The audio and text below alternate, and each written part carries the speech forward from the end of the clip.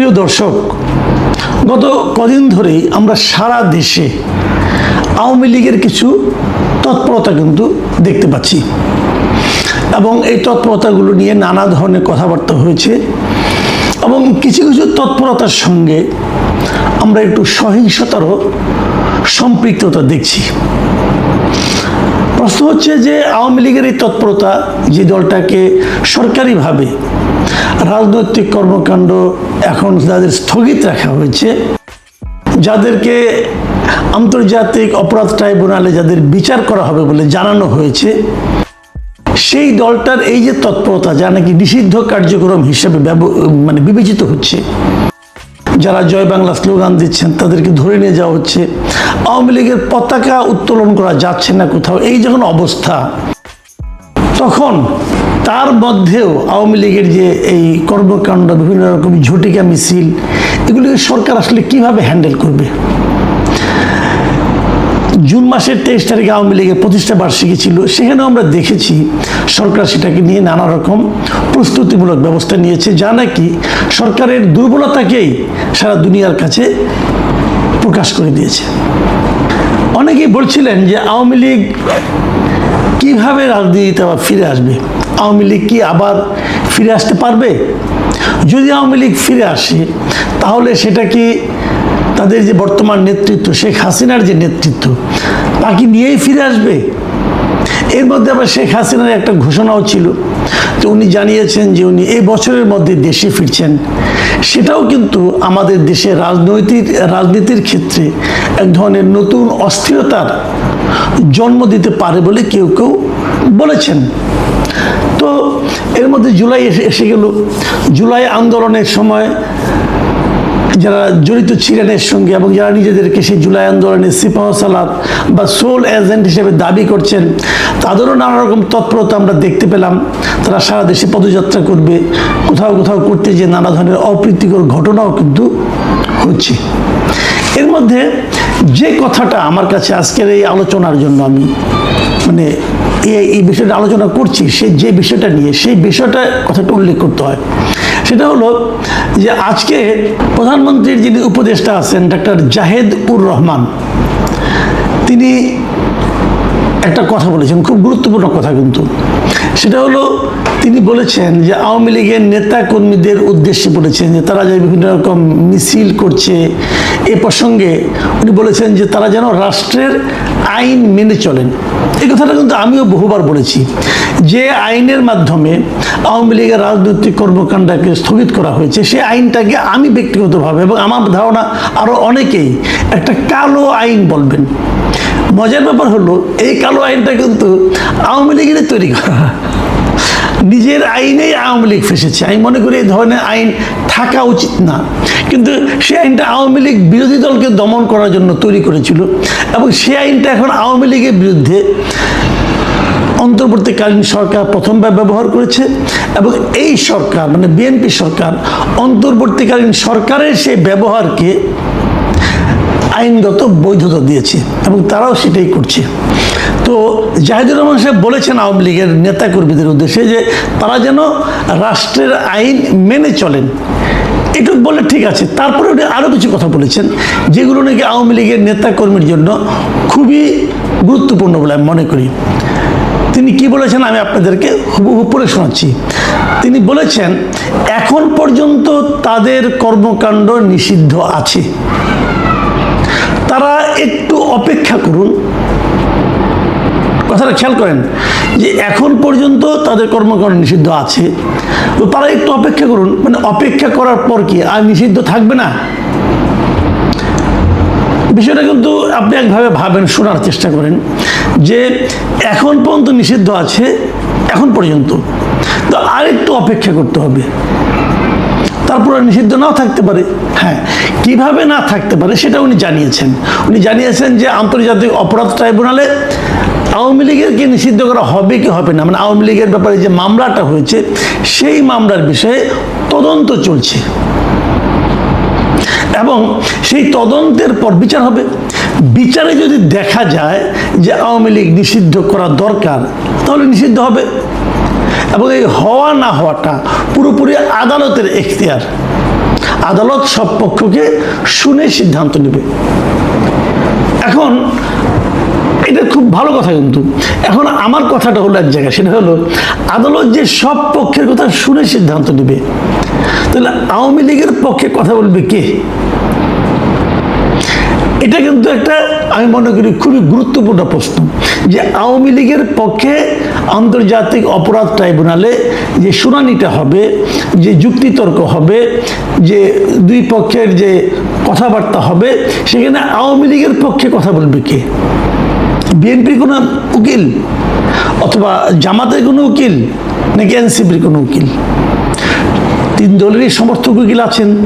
এখন তারাই কি আওয়ামী লীগের পক্ষে কথা বলবেন, নাকি আওয়ামী লীগের পক্ষের কোনো, আওয়ামী লীগের মতবল, মানে আওয়ামী লীগকে সমর্থন করেন, এক ধরনের নৈতিকভাবে আওয়ামী লীগের রাজনীতির সঙ্গে একসময় জড়িত ছিলেন, এমন কোন উকিল অংশ নেবেন?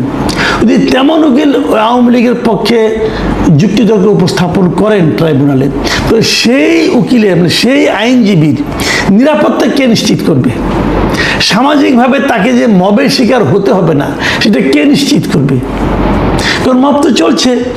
কোথাও একজন ছাত্রলীগের লোককে যদি আপনি পিটিয়ে ধরে নিয়ে যে থানায় নিয়ে যান, থানা তাকে ধরে নিচ্ছে, বলছে সে নিষিদ্ধ ঘোষিত ছাত্রলীগের সাবেক সভাপতি বলে দিল। কিন্তু এটা তো আপনি আইন অনুযায়ী পারেন না।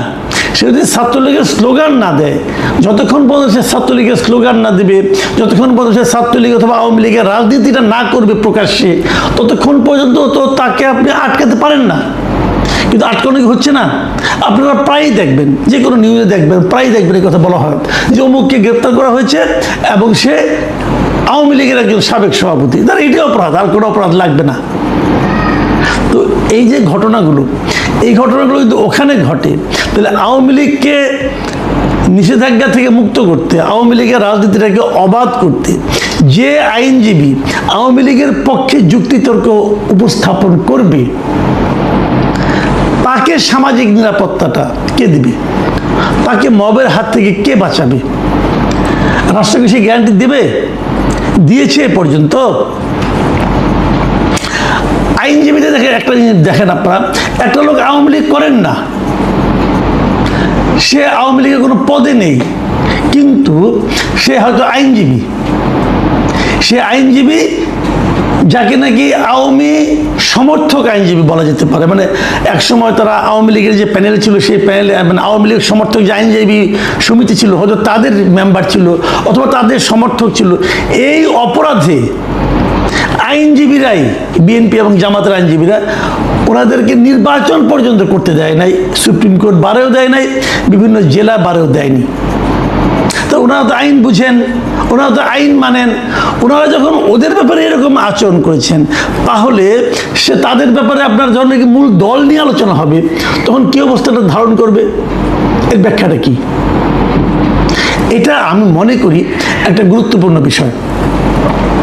এখন আমরা জেনেছি এর মধ্যে যে আন্তর্জাতিক অপরাধ ট্রাইব্যুনালের যিনি চিফ প্রসিকিউটর আছেন, তিনি জানিয়েছেন যে আওয়ামী লীগের নিষিদ্ধ করার ব্যাপারে, কার্যক্রম নিষিদ্ধের বিষয়ে অলরেডি তদন্ত, ট্রাইব্যুনালে যে তদন্ত সংস্থা আছে তারা তদন্ত করছে। এখন সেই তদন্ত করে তারা কি পাবে না পাবে সেটা তারা ট্রাইব্যুনালকে জানাবে এবং তার উপর ভিত্তি করে এই মামলা চলবে। একটা জরুরি প্রশ্ন, সেটা হলো এই মামলা কতদিন চলবে? দেখুন, কতদিন চলবে এই জিনিসটা জরুরি এই কারণে যে যদি মনে করেন এটা 3 বছর চলে, তো বলা হয়েছে যে যতদিন মামলা চলবে ততদিন আওয়ামী লীগ কোনো রাজনৈতিক কর্মকাণ্ড করতে পারবে না।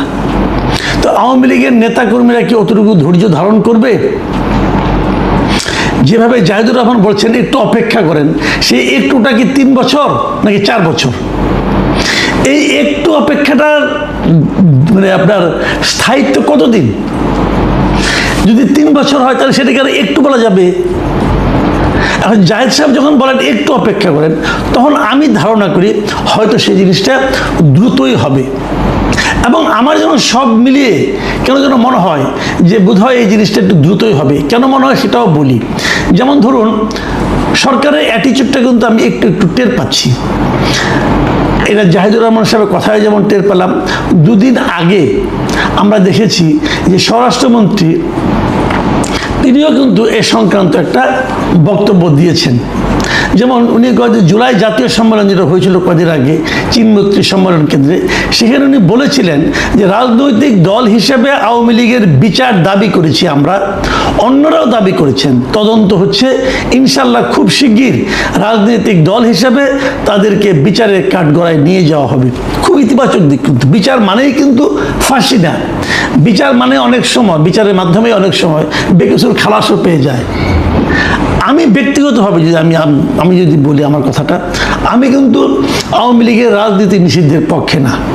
আমি আসলে কোনো রাজনৈতিক দলকে নিষিদ্ধের পক্ষে না, তাহলে আমার পার্সোনাল অপিনিয়ন। আমি মনে করি যে রাজনৈতিক দল যখন খারাপ আচরণ করে, সেটা দলের যে ওই সময়ের নেতৃত্ব, সেটা নেতৃত্বের ভুলের কারণে তারা খারাপ আচরণ করে। সারা দুনিয়ায় এই কারণে কিন্তু অনেক রাজনৈতিক দলের নেতৃত্বে পরিবর্তনটা আসে, কেন এই কারণে আসে, এদের আচরণটা ঠিক ছিল না, এই জন্য আসে। তো এখানে তো যদি কোনো ভুল হয়ে থাকে, সেটা তো আওয়ামী লীগের যে নেতৃত্ব তারা করেছে। আওয়ামী লীগ জিনিসটা কি? আওয়ামী লীগ আর শেখ হাসিনা কিন্তু এক না। আওয়ামী লীগ আর ওবায়দুল কাদেরও কিন্তু এক না। ওবায়দুল কাদের মানেই আওয়ামী লীগ, বিষয়টা তা নয়। ওবায়দুল কাদের হলো আওয়ামী লীগের একটা নেতৃত্ব, শেখ হাসিনা আওয়ামী লীগের একটা নেতৃত্ব। তো আওয়ামী লীগকে ব্যবহার করে যত লোক অন্যায় করেছেন, যত লোক খুন করেছেন, গণহত্যা করেছেন, যত লোক অপরাধ করেছেন, যত লোক লুটতরাজ করেছেন, এদের সবাইকে ওই অপরাধের কারণে বিচার করতে হবে। এই বিচারটা আমি দাবি করি। কিন্তু তার মানে আপনি দলটাকেই বলবেন যে এই দলটাকে আপনি তখনই করতে পারবেন যখন নাকি দলের গঠনতন্ত্রে সেই ধরনের কোনো কথা থাকবে। যদি দলের গঠনতন্ত্রে থাকে যে অমুককে অমুককে এই দল বলছে, এই দল সিদ্ধান্ত নিয়েছে, অমুককে অমুককে আমার প্রতিবাদ করে তাকে গুলি করে মেরে ফেলা হবে, যদি এই ধরনের কোনো গঠনতন্ত্রে লেখা থাকে, তখন দলের দায়। আর তা না হলে দলের যারা নেতৃত্বে থাকে তাদের দায়। এই জিনিসটা যদি থাকে, তাহলে আমার মনে হয় যে প্রকৃত বিচারটা হবে। আমি আশা করব তারা কিভাবে বিচার করবেন না করবেন। আমি কেবল একটা কথা বলি, অনেকেই বলেন, নানা ধরনের উদাহরণ দিয়ে বলেন যে দল একবার বিতাড়িত হয়, যে দল একবার জনগণ যে দলকে প্রত্যাখ্যান করে, সেই দলের ফিরে আসার ঘটনা সাধারণত নাই।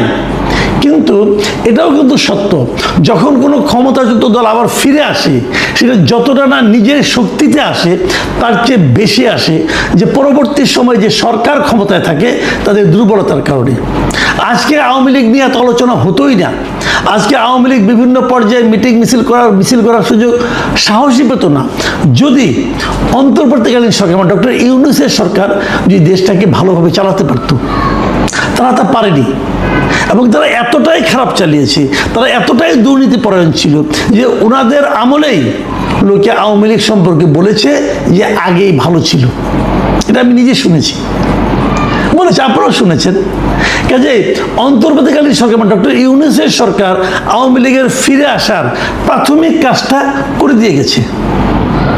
এখন বর্তমান সরকার যদি সুশাসন কায়েম করতে পারে, মানুষের অর্থনৈতিক অবস্থার একটা সমাধান করতে পারে, ভালো করতে পারে, মানুষ যদি স্বস্তিতে থাকে, মানুষের মনে করেন যে বিদ্যুৎ, তেল, গ্যাস এটসেট্রা, এগুলি মানে দ্রব্যমূল্য, এগুলির ব্যাপারে মানুষ যদি স্বস্তিতে থাকে, যদি মুদ্রাস্ফীতি কমে, মূল্যস্ফীতি কমে, যদি এগুলো হয়, তাহলে দেখবেন এই সমস্ত ঝটিকা মিছিল সরকারকে বিব্রত করতে পারবে না।